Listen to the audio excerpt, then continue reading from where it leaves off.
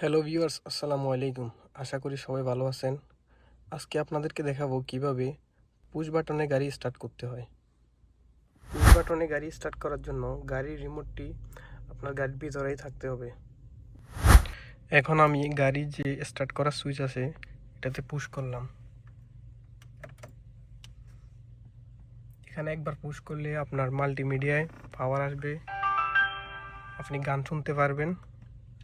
এখন যদি আরেকবার পুশ করি তাহলে দেখেন পাওয়ার সব জায়গায় চলে গেছে। যে সকল জায়গায় পাওয়ার যাওয়ার সব জায়গায় পাওয়ার চলে গেছে।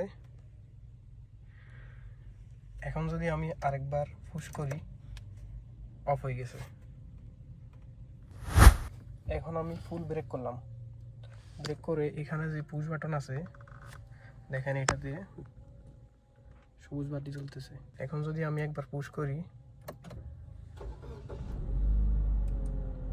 গাড়িটি স্টার্ট হয়ে গেছে।